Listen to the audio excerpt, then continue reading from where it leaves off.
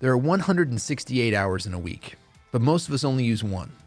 1 hour in church, 1 hour to serve, 1 hour to worship, 1 hour to grow, just 1 hour to hear from God, to find freedom, to get our breakthrough. 1 hour a week. Welcome to the 167.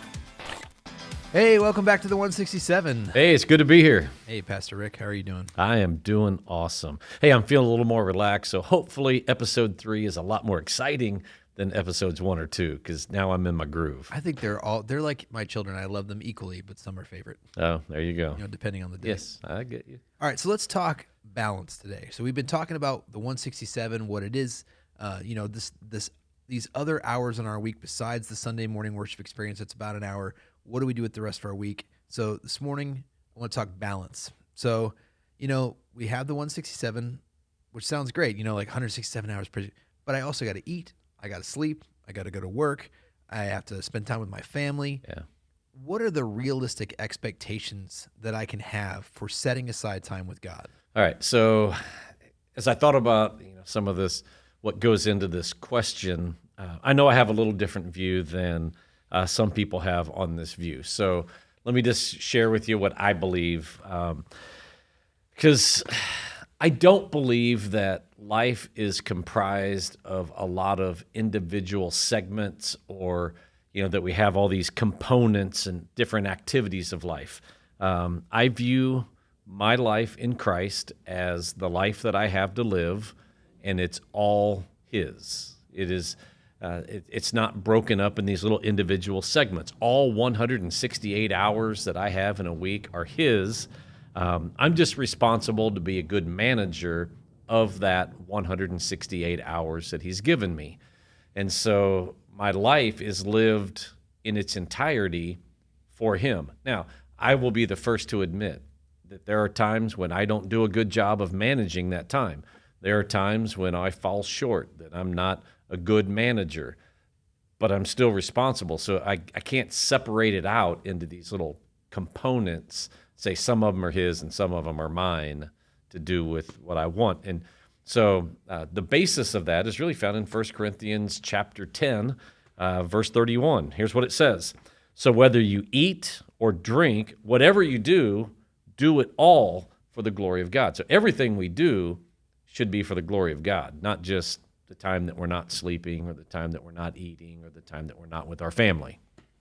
So it's less the compartmentalization and more just kind of as you go. Like I think about that every time that somebody asks me about the verse where it says, never stop praying, pray without ceasing. And it's like, well, does that mean I have to be on my knees? Like, where do I? And it's like, no, just do it as you go.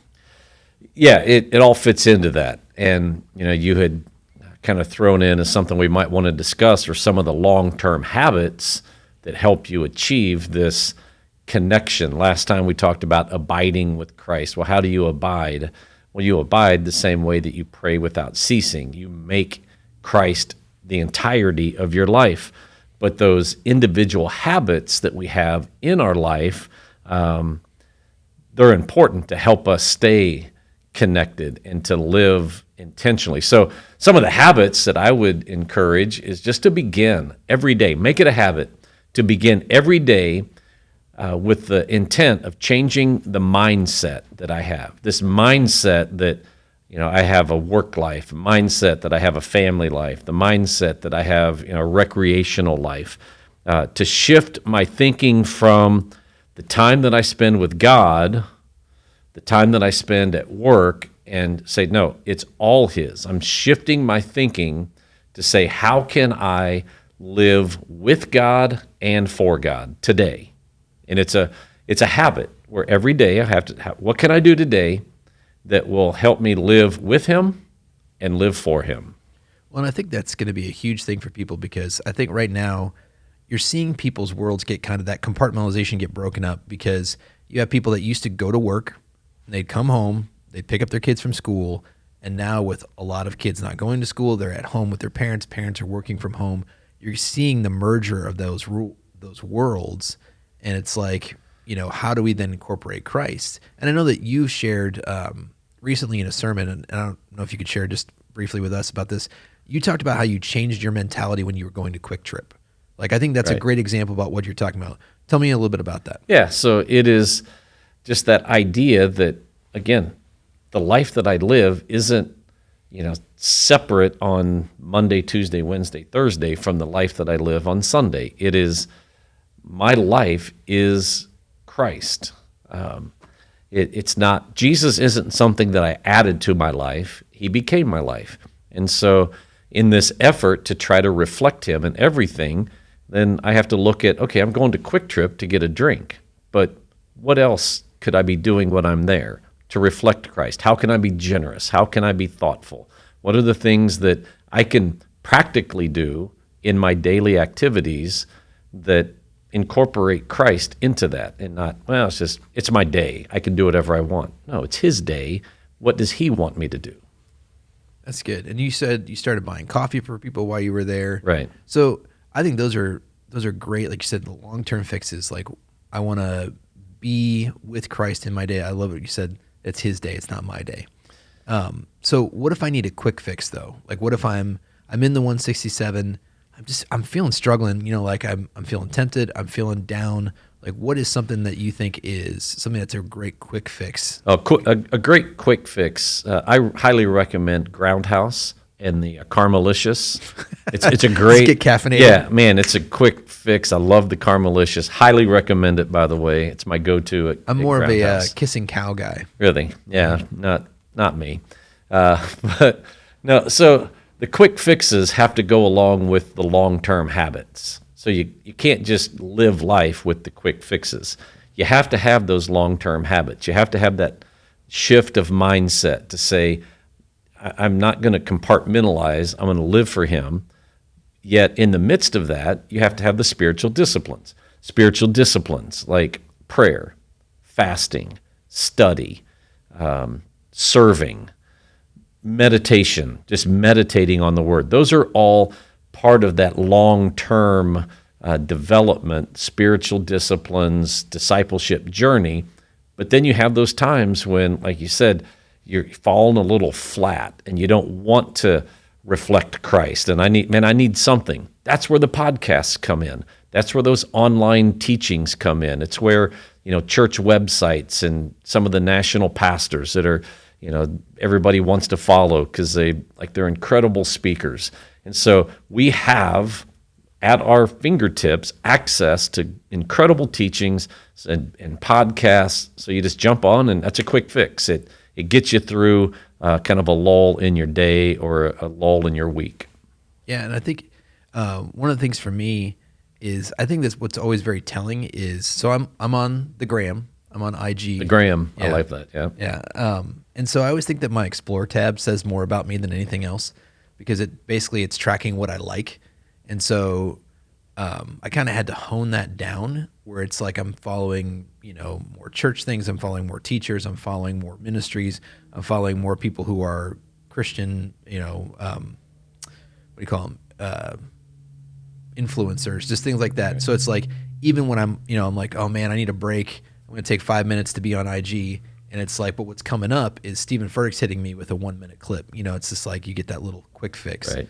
But everything, like with Instagram and, television shows, Disney Plus is coming out with new stuff all the time. Like, everything is grabbing for our attention these days. Like, it even feels like, different ministries, different churches, like everything's after us. Politics is grabbing at us. Entertainment's grabbing at us, Zoom meetings. And even this past year with 2020, I feel like because we disconnected from some of the main venues, I feel like there's been this kind of panic and franticness to get our attention back. Like, they're be like, oh, well, we're going to stream movies right to your home. We're going to, do Zoom meetings. Yeah. Like, they're grabbing at you. And so what exactly, as a Christ follower, should I be focusing on in these times? Well, I mean, it's obvious. I think everybody understands we live in a crazy, fast-paced world where things are just thrown at us right and left. We're bombarded all the time with things that capture our eye, that will capture our attention.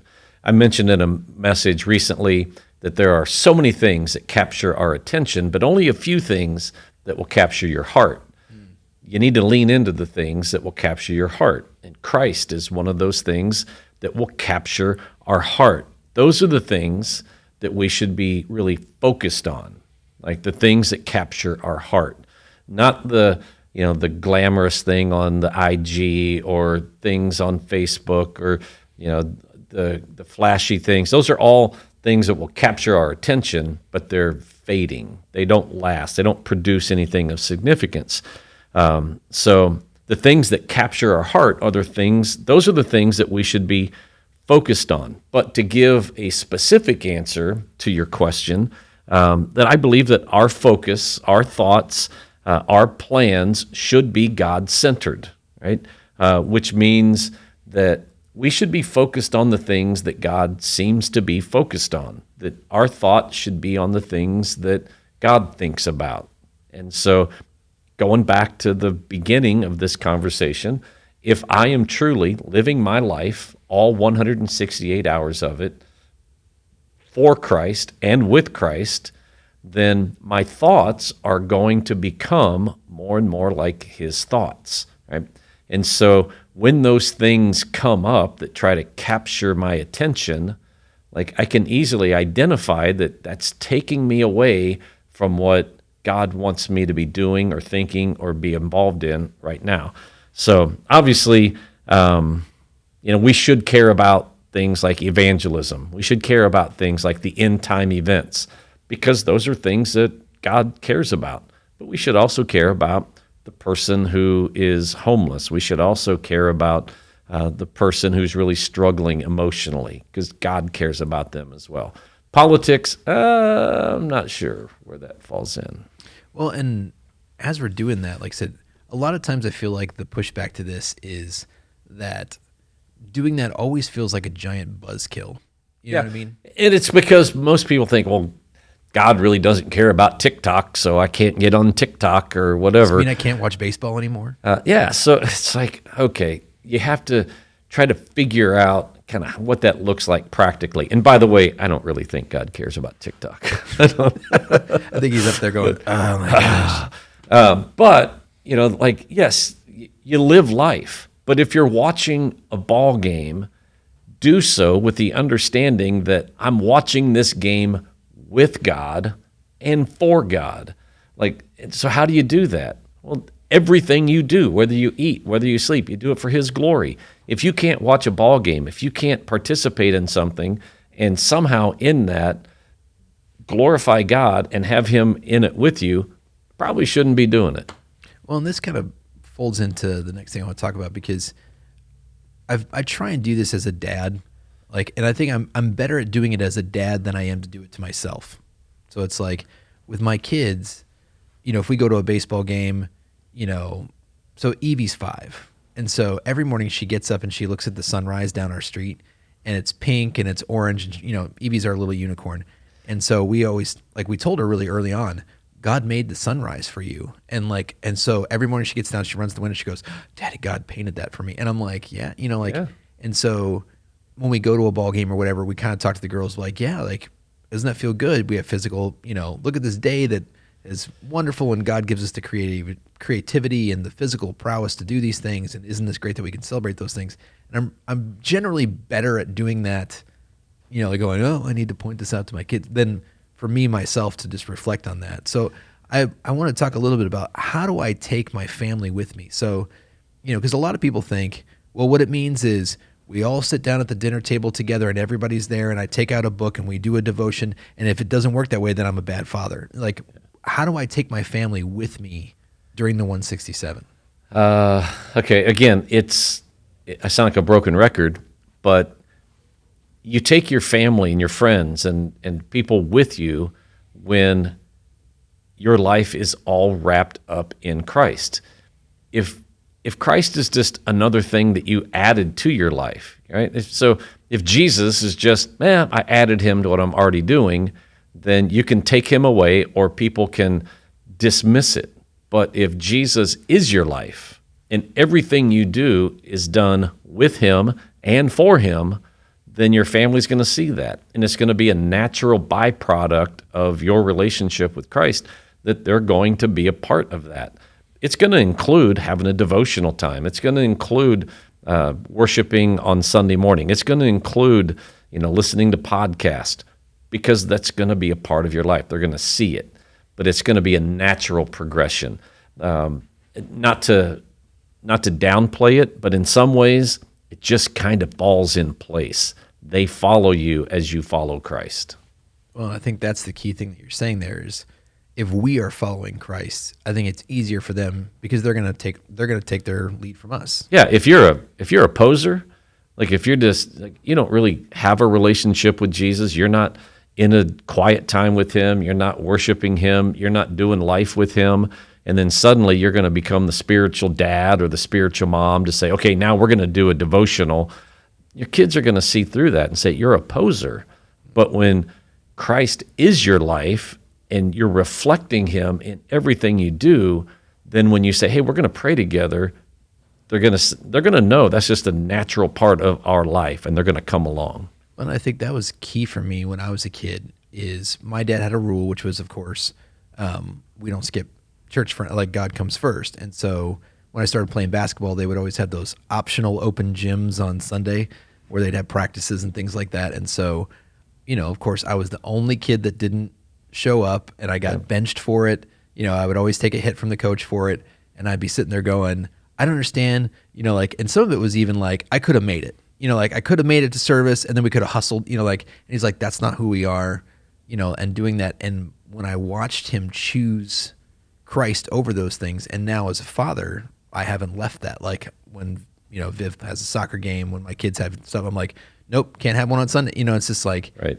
And I feel like that was a really pivotal part of my existence, was watching my dad value that even over something, it's like, so even today, it's like, if my kids are at home and they're like, Dad, I want to watch something on Disney. And I'm like, no, we're going to watch something on Right Now Media.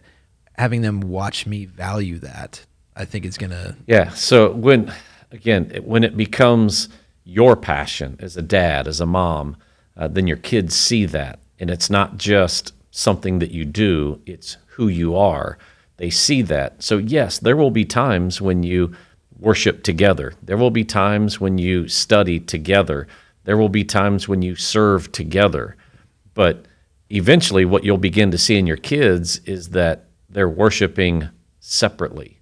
They're serving away from you.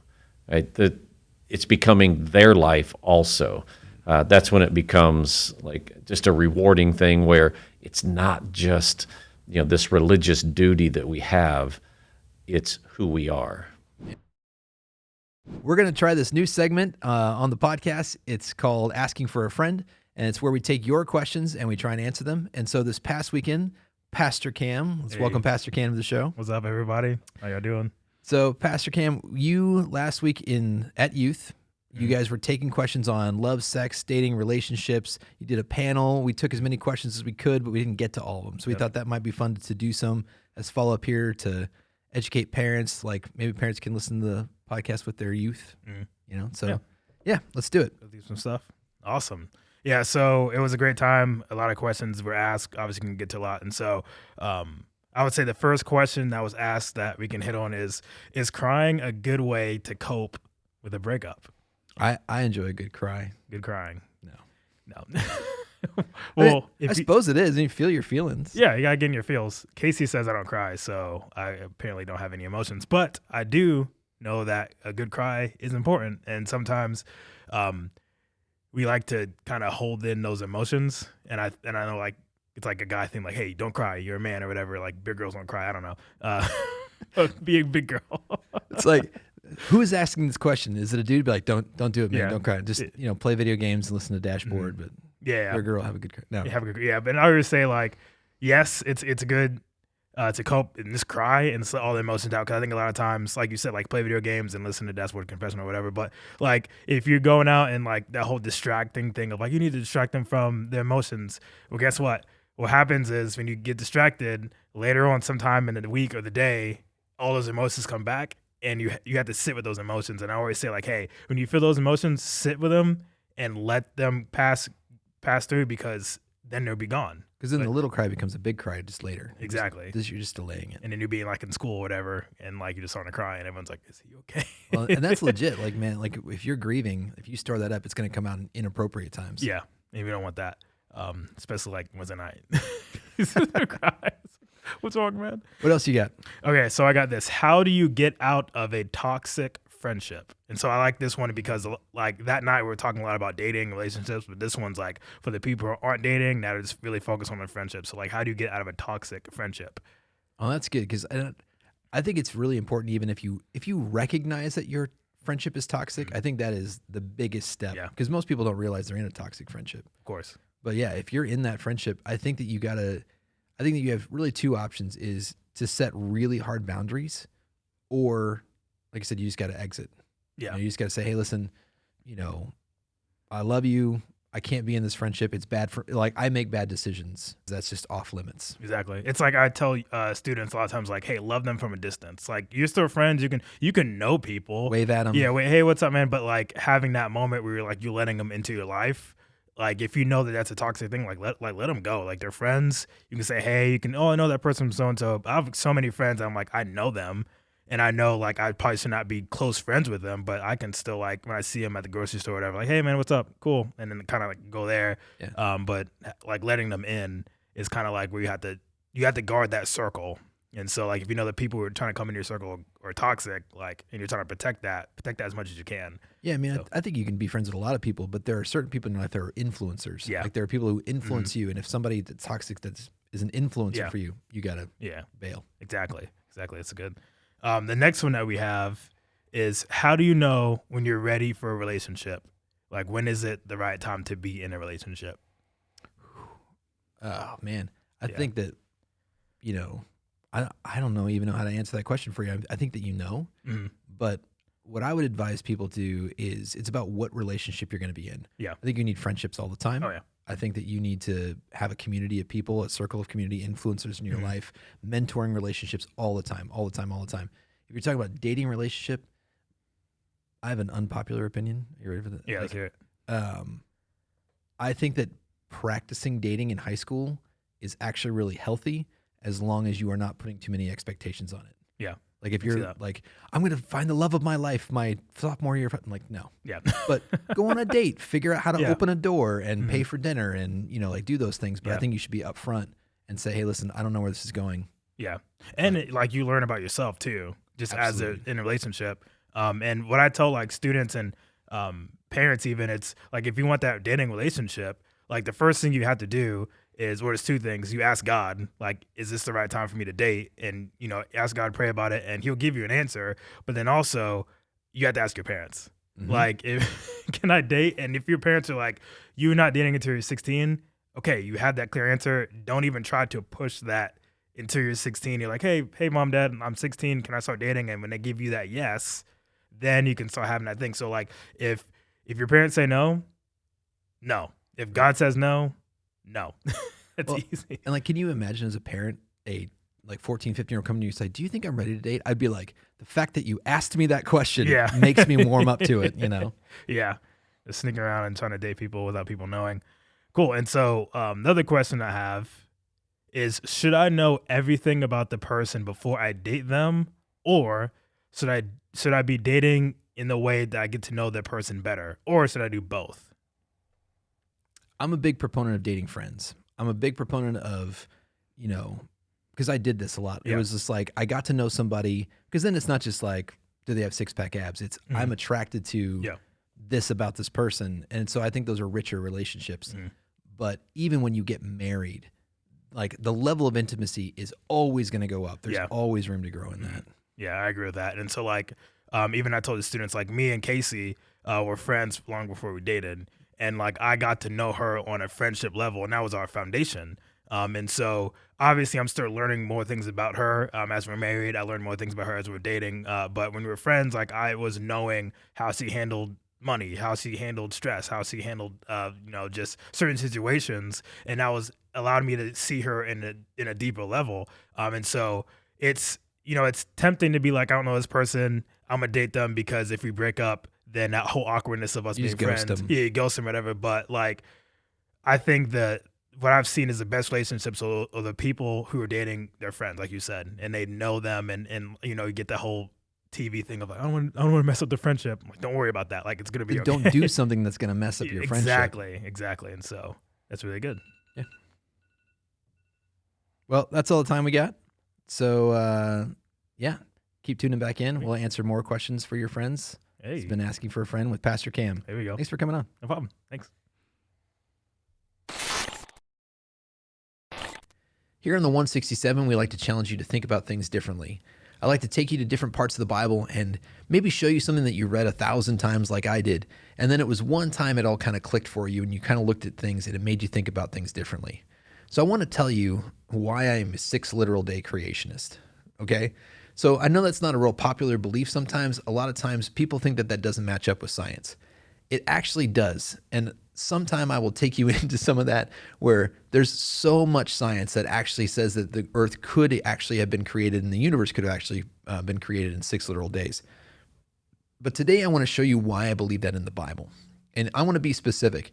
I want to tell you that I believe that this iteration of the earth, that when God, that the Spirit was dwelling over this ball of water and said, listen, I'm going to make something out of this, okay? So this iteration of creation and the heavens and the earth, I think that was made in 6 days. I'm going to show you why in the Bible, because this is something that I've read 1,000 times that I just kind of skipped over, all right? And it happens to be in Exodus. It's not in Genesis. It's not in the Genesis story. It's actually in Exodus. And in Exodus chapter 20, God actually gives his people the 10 commandments, all right? It was a teaching that becomes the foundation of their society after they leave Egypt. And so in the 10 commandments on number 4, it's actually in Exodus 20, verse 8. The 4th commandment is this. It says, remember the Sabbath day by keeping it holy. 6 days you shall labor and do all your work. 6 yom in the Hebrew. And it means days, or like sometimes it's used in plural, like the days of this or this, but it means day. So it says 6 days you shall labor and do all your work. But the 7th day is a Sabbath to the Lord your God. On it you shall not do any work, neither you, nor your sons, nor your daughter, nor your female or male servants, nor your animals, nor your foreigners residing in your towns. For in 6 days, in 6 yom, the Lord made the heavens and the earth and the sea and all that is in them, but he rested on the 7th yom. Therefore the Lord blessed the Sabbath day and made it holy. And so here you actually have, I know some people will say, hey, what he means is it's 6 generations, 6 billion, but it says in the same way, in just the same way as God created this in 6. So he's not implying to his people, hey, listen, there's 6 periods of time. It could be 6 million years, and then on the 7th million year, you should rest for 1 million years. He's telling you in 6 days, this is a model of what happened. And actually it says, if you go and you fast forward, because what happens in this story is in Exodus, Moses actually goes up and God dictates the tablets and Moses writes on them. And he comes down and he's upset because he sees that Israel is worshiping the golden calf and he smashes the 10 commandments. We have that scene from the Charlton Heston movie. We have kind of the parodies that happen where, you see he's like, I brought these 10 commandments, you have all these parodies because that actually happened. Moses came down and he smashed these tablets because he was so angry with the Israelites, because while he was getting God's law, they were breaking it before they even got it. And so later on, he has to go back up to get other tablets and other plans for the tabernacle. And God lays out all of the measurements for the Ark of the Covenant and all these different architectural drawings, and he lays them out. And so here's the thing, though. It actually tells us in Exodus chapter 31, that it says there down in verses 18, it says, when the Lord finished speaking to Moses on Mount Sinai, he gave him. So God gave Moses. So God is dictating this to Moses, but it says that God gave Moses the 2 tablets of the covenant law, the tablets of stone inscribed by the finger of God. So this is not something that Moses misinterpreted. It's not something that Moses kind of heard God wrong. It's not something that Moses wrote down the wrong word. God himself, with his own finger, wrote on a tablet that I created the earth in 6 days and rested on the seventh. And you should do the same thing as you work for 6 days or harvest for 6 days. And on the seventh, it's holy and you rest. That really made me rethink all of the things that I had, were debating in my head about science. Because if God says it to be true, it is my job then to believe that and to let that shape my worldview. Because there's science that says that the earth could have been created in 6 literal days. There's science that says it couldn't. But it's my job to say, I believe what God tells me. And if God wrote it with his own finger, I think that should give us pause.